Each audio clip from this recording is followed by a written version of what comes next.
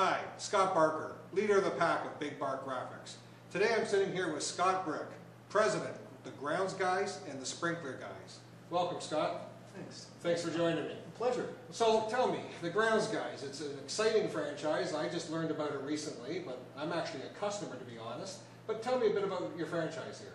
Well, first of all, thanks for the opportunity to tell you a little bit about who we are and how we came together. The Grounds Guys and the Sprinkler Guys, as the name pertains, are the folks that go out and manage properties, mostly commercial, industrial, but also some specific residential customers. And we do everything from pruning the plants to cutting the grass and pushing the snow. I think the reason that we're an exciting, growing company, I think, and our recent exposure on Undercover Boss has been certainly a help in that respect, is that we're a company based on principles, and that we like to follow what we call our culture of care, and maybe we can chat a little bit about that afterwards. Well, that's what I sort of learned too. I'm a recent vendor, obviously, but what really attracted me is how you treated me. When I first came in here, it made it like my visit was important. Scott actually came down and introduced himself, and he shocked me. One of the first things he said is, "How can we help you?" And as a supplier, that really shocked me. So your culture of care, what is all that about, and how do you market that? Well, I think we've tried to institutionalize what we've called the culture of care. We like to remind everybody that every business has a culture.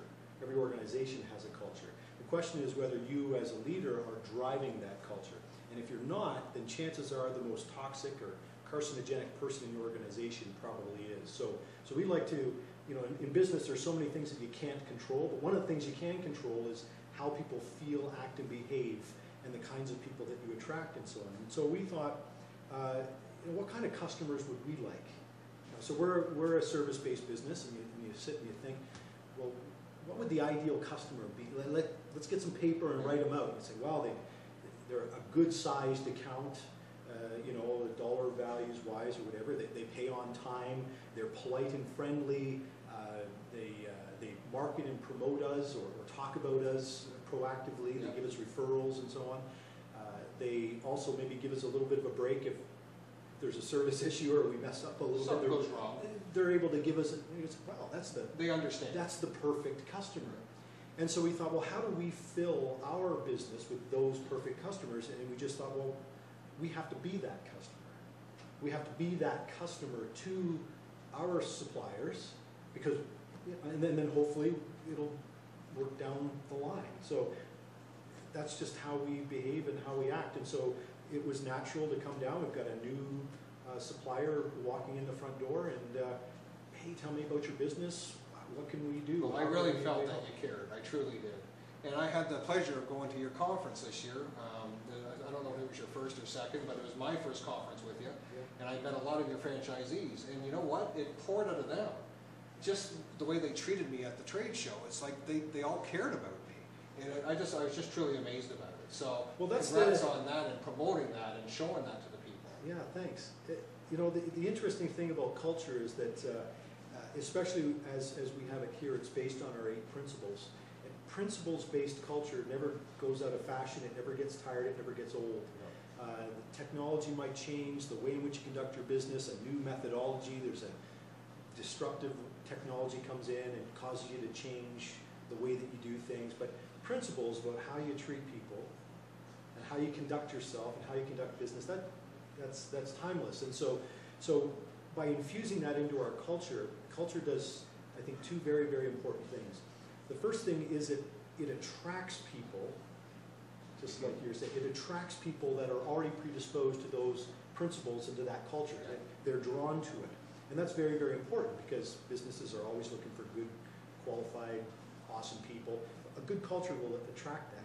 The other powerful thing that culture will do is it will repel the wrong people. And for those that are out there, that are dealing, with team members, we call them team members rather than employees, because nobody wants to be an employee, but I always like playing on part of the team.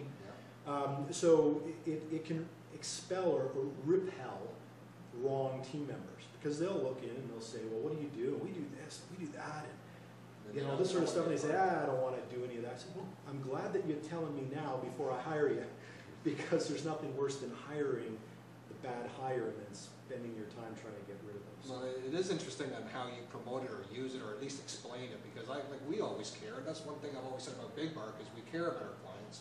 We truly work hard for them, but trying to promote that in an atmosphere, you've done very well here, so congratulations on that. well, thanks. I'm actually going to try to take this back to my team now and see if I can, we always done it, but I'm going to try to promote it a bit more and Well, push that's the why, care part. that's why our mission is to share, what we say is to share the culture of care. And we feel that we're being successful as a business if we're having an impact not only on our customers and what we do for them with regards to our service, but also upstream with our strategic partners, our vendor partners. So that's great. You need to first internalize it. If you personally believe in that, that's the first step. Well, I definitely believe in it. I'm That's definitely great. going to push it. That's awesome. Now, how we met was very different. We're local to you, and one of your sales executives came by and saw one of our banners and came in and ordered a banner. He is very happy with it, very happy with the service. Yeah. Then we had the pleasure of meeting the CEO's wife came by, Carol, Yeah. and she ordered some coloring books and was again very happy. And so Yeah, I yeah. sort of stuck my nose in and said, hey, we have these other opportunities for Sure, you. sure. So she introduced me to the marketing people. It's Frank and the And lady's the name? team's Caitlin. Caitlin, yeah, she's very nice people, and I showed them our variable e-stores, and they thought it'd be perfect for you. So maybe you can tell me from your side of it, why did you guys select Big Bark from those conversations? Yeah, well, for me, it was fairly easy. Once I met you, within 30 seconds, I said, this is the kind of guys we want to work with. We want to work with. But how we got to there, like you said, there was a little bit of a story and so on. For being a franchise system, of course, brand integrity and maintaining brand standards is critical to upholding the concept of the brand.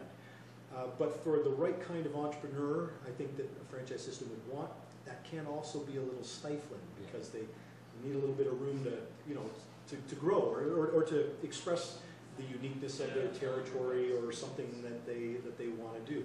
So it's a bit of a balance between how can we maintain brand standards and that sense of control, but not really be control. You need to have that flexibility. And so when I was shown the e-store and the way in which we at home office could put a box or a framework around The product. the product, whether it's business cards or marketing brochures or our electronic presence, whatever it might be, put a box around that and say this is what works from our brand's perspective.